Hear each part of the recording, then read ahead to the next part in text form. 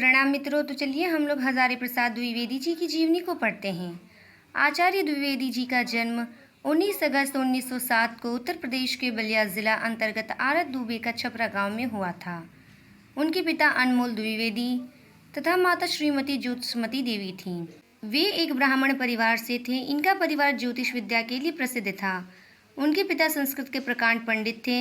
उनके बचपन का नाम वेदनाथ द्विवेदी था। तो चलिए अब हम उनकी शिक्षा को देखते हैं।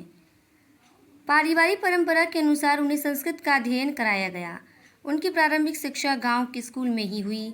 उन्होंने 1920 में बरसिकापुर के मिडिल स्कूल से प्रथम श्रेणी में मिडिल की परीक्षा उत्तीर्ण की। इसके बाद उन्होंने गांव के निकट ही पराशर ब्रह्मचर्य आश्रम में संस्कृत का अध्ययन आरंभ किया। सन 1923 ईस्वी में वे विद्याध्ययन के लिए काशी गए। वहां पर रणवीर संस्कृत पाठशाला कमक्षा से प्रवेशिका परीक्षा प्रथम श्रेणी में प्रथम स्थान के साथ उत्तीर्ण की। 1927 ईस्वी को काशी हिंदू विश्वविद्यालय से हाई स्कूल की परीक्षा उत्तीर्ण की। इसी वर्ष भगवती देवी से उनका विवाह संपन्न हुआ। 1929 ईस्वी में उन्होंने इंटरमीडिएट और संस्कृत साहित्य में शास्त्री की परीक्षा उत्तीर्ण की। 1930 ईस्वी में काशी हिंदू विश्वविद्यालय से ज्योतिषाचार्य की परीक्षा उत्तीर्ण की तथा आचार्य की उपाधि प्राप्त की।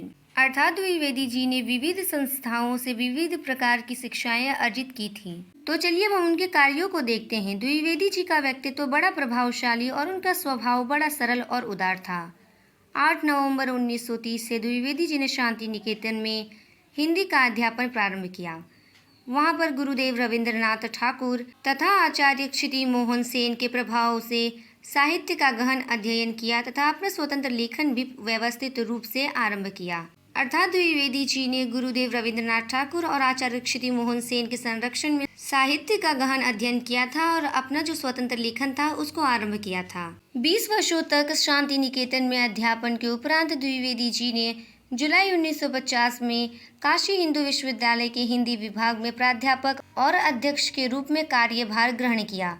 प्रतिद्वंदियों के विरोध के चलते मई 1960 ईस्वी में द्विवेदी जी काशी हिंदू विश्वविद्यालय से निष्कासित कर दिए गए। जुलाई 1960 को पंजाब विश्वविद्यालय चंडीगढ़ में हिंदी के प्राध्यापक और अध्यक्ष नियुक्त हुए।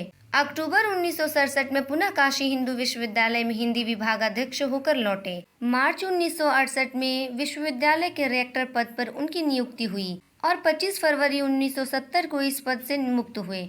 कुछ समय के लिए हिंदी का ऐतिहासिक व्याकरण योजना के निर्देशक भी रहे।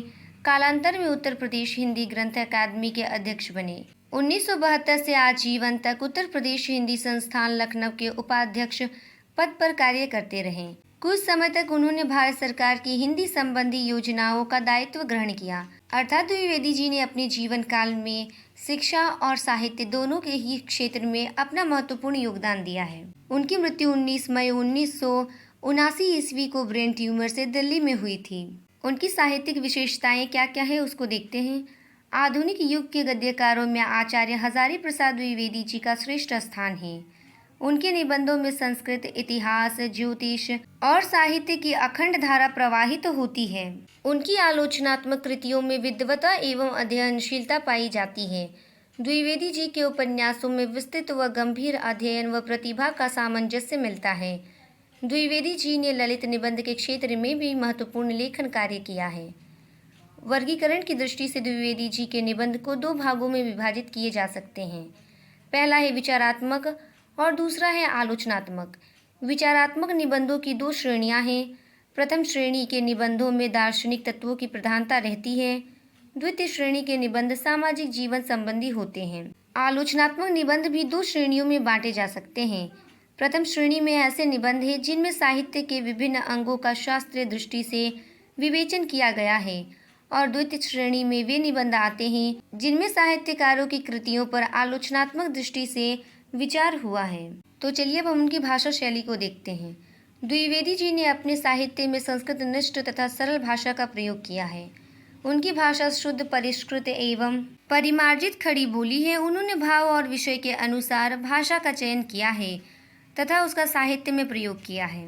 भाषा के पश्चात उनकी शैली को देखते हैं। उनकी शैली प्रौढ़ एवं गंभीर है। उन्होंने निम्नलिखित शैलियों का प्रयोग किया है। उनके द्वारा प्रयुक्त शैलियों में पहला है गणवेशनात्मक शैली। उनके विचारात्मक तथा आलोचनात्मक निबंध इस शैली में लिखे गए हैं। यह शैली द्विवेदी जी की प्रतिनिधि शैली है। इस शैली की भाषा संस्कृत प्रधान और अधिक प्रांजल है। दूसरी शैली है वर्णनात्मक शैली। द्विवेदी जी की यह शैली अत्यंत स्वाभाविक एवं रोचक है। इस शैली में हिंदी के शब्दों की प्रधानता है, साथ ही संस्कृत के तत्सम और उर्दू के प्रचलित शब्दों का भी प्रयोग हुआ है। तीसरी है व्यंग्यात्मक शैली। उनके निबंधों में इस शैली का बहुत ही सफल और सुंदर प्रयोग हुआ है। इस शैली की भाषा चलती हुई है तथा उर्दू फारसी के शब्दों का प्रयोग मिलता है। चौथी शैली है व्यास शैली। द्विवेदी जी ने जहाँ पर अपने विषय को विस्तार पूर्वक समझाया है, वहाँ उन्होंने व्यास शैली का प्रयोग किया है। इस शैली के अंतर्गत वे विषय का प्रतिपादन व्याख्यात्मक ढंग से करते हैं और अंत में उसका सार दे देते हैं। अर्थात उन्होंने अपनी रचनाओं मुख्य रूप से इन 4 शैलियों का प्रयोग किया है। तो चलिए अब देखते हैं कि उनको कौन कौन से सम्मान प्राप्त हुए हैं। उनको साहित्य एवं शिक्षा के क्षेत्र में सन 1957 को पद्म भूषण से सम्मानित किया गया। आलोक पर्व निबंध संग्रह के लिए उनको साहित्य अकादमी पुरस्कार से भी सम्मानित किया गया। लखनऊ विश्वविद्यालय ने उनको सन 1949 में डिलीट की मानद उपाधि से सम्मानित किया। तो चलिए अब हम उनकी रचनाओं को देखते हैं। पहला है आलोचनात्मक ग्रंथ। उनके कौन कौन से आलोचनात्मक ग्रंथ हैं उसको चलिए देखते हैं हम लोग। सूर साहित्य, हिंदी साहित्य की भूमिका, प्राचीन भारत के कलात्मक विनोद, कबीर, नाथ संप्रदाय, हिंदी साहित्य का आदिकाल, आधुनिक हिंदी साहित्य पर विचार, साहित्य का मर्म, मेघदूत एक पुरानी कहानी, लालित्य तत्व, साहित्य सहचर, कालिदास की लालित्य योजना, मध्यकालीन बौद्ध का स्वरूप, हिंदी साहित्य का उद्भव और विकास, मृत्युंजय रविंद्र, सहज साधना, हिंदी साहित्य, अशोक के फूल, ये सभी उनके आलोचनात्मक ग्रंथ हैं। अगला है निबंध संग्रह, अशोक के फूल, कल्पलता, मध्यकालीन धर्म साधना, विचार और वितर्क, विचार प्रवाह, कूटज और आलोक पर्व। आलोक पर्व उनके निबंध संग्रह के लिए ही उन्हें साहित्य अकादमी पुरस्कार से सम्मानित किया गया था।